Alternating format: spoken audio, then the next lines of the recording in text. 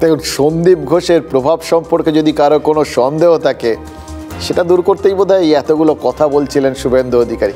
সত্যি মিথ্যে আমরা জানি না, সেটা তো শুনলাম আর আপনাদের শোনালাম।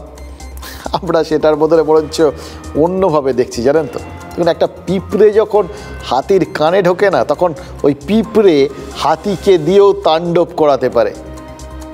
এবার কে পিঁপড়ে কে হাতি সেইটা বলছি না, কিন্তু একটা জিনিস তো দেখেছি, আপনারাও দেখেছেন, এই সরকার কিন্তু এর মধ্যেই বিরাট বিরাট সব গণ্ডগোল বিতর্ক সব সামলে দিয়েছে। সে সারদা নারদার থেকে শুরু করে হইচই ফেলে দেওয়া নিয়োগ কেলেঙ্কারি, রেশন দুর্নীতি, কি না সব সামলে নিয়েছে রাজ্যের এই সরকার। এবার ভোটে এতটুকু তার প্রভাব পড়েনি, দেখেছি তো আপনার।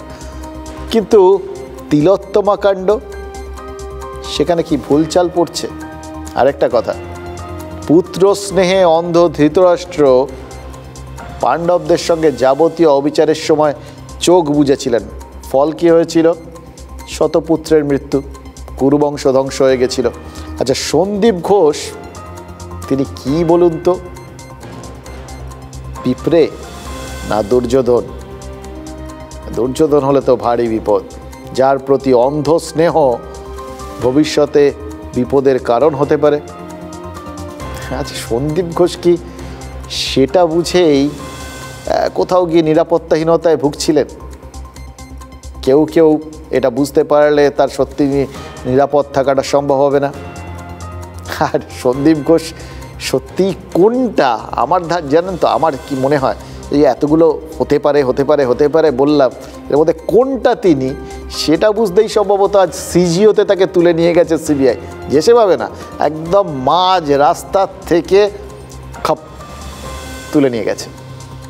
আদালতে নিরাপত্তাহীনতার কথা জানিয়েছিলেন তো, তার কিছুক্ষণের মধ্যেই কেন্দ্রীয় এজেন্সি সন্দীপ ঘোষের সাথে যোগাযোগ করে, কোথায় আছেন এটাই জানতে চেয়েছিলেন নিশ্চয়ই তদন্তকারীরা। আর তারপর সেই জায়গার থেকে, মানে মাঝ রাস্তা থেকে সন্দীপকে নিজেদের গাড়িতে তুলে সোজা সিজিও কমপ্লেক্সে নিয়ে চলে যায় সিবিআই তাদের অফিসে। মানে নিরাপত্তার ভয়ে যিনি সিজিওতে যেতে পারছিলেন না, তাকে নিজেরা সিবিআই তারা নিজেরা এসকর্ট করে নিয়ে এলো নিজেদের অফিসে। হাইকোর্ট তো পুলিশের নিরাপত্তার জন্য আবেদন করতে বলেছিল। এবার সন্দীপ ঘোষের কপাল দেখুন, সিবিআইয়ের সঙ্গে থাকা আধা সেনার নিরাপত্তা পেয়ে গেলেন। আচ্ছা, সিজিওর নিশ্ছিদ্র নিরাপত্তায় এবার নিশ্চয়ই স্বস্তি পাচ্ছেন সন্দীপ ঘোষ। তাহলে অন্তত ওই তদন্তকারীদের প্রশ্নের উত্তরে একটু মন খুলে কথা তো বলতেই পারেন। পেরেছেন কি জানি না, এটা সিবিআই অফিসাররা জানেন। আচ্ছা, এইগুলোর থেকে কি প্রমাণ হয় না, মানে যাকে এত মানে হাই প্রোফাইল সব কিছু দিতে হয়, সে সিকিউরিটি হোক বা ট্রিটমেন্ট, তিনি প্রভাবশালী, এ কথাটা তো উড়িয়ে দেওয়া যায় না। হাইকোর্ট ঠিক বুঝেছে। আরও একটা কথা, এই যে সিবিআই এরমভাবে খপ করে তুলে নিয়ে গেল প্রশ্নোত্তর কথাবার্তা বলার জন্যই তো। কলকাতা পুলিশ চাইলে কি সন্দীপ ঘোষকে প্রশ্ন করতে পারতো না? তার কি আদৌ কোনো প্রয়োজন ছিল? সেটাও তো অবশ্য ঘটনা। অকারণে কেউ কারোর সাথে কথা বলতেই বা যাবে কেন, তাই না? আজ কলকাতা পুলিশ কমিশনার তো বলেছেন তাদের তদন্ত সেই জায়গায় পৌঁছয়নি যেখানে গেলে সন্দীপ ঘোষকে তলব করা যায়। এটার তো আবার একটা অন্য মানেও হয়। সিবিআই তার মানে সেই জায়গায় অলরেডি পৌঁছে গেছে যেখানে পুলিশ পৌঁছতে পারেনি। মানে ব্যাপারটা তো সেরকমই দাঁড়ায়, তাই না?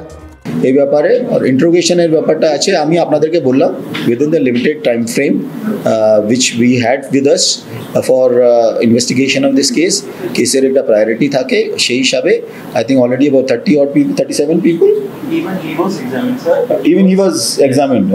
যে মেয়েটিকে যে ঘরে হত্যা করা হয়েছিল এবং অত্যাচার করা হয়েছিল সেই ঘর থেকে সরিয়ে এনে তার পাশের ঘরে রাখা হয়েছিল। সন্দীপ ঘোষ এবং অন্যান্য মহাগুরুরা সেই মৃতদেহ রাখা হয়েছিল যে অবস্থায়, সেই ঘরে বসে তারা মিটিং ইত্যাদি করেছিলেন, এসবই শোনা কথা।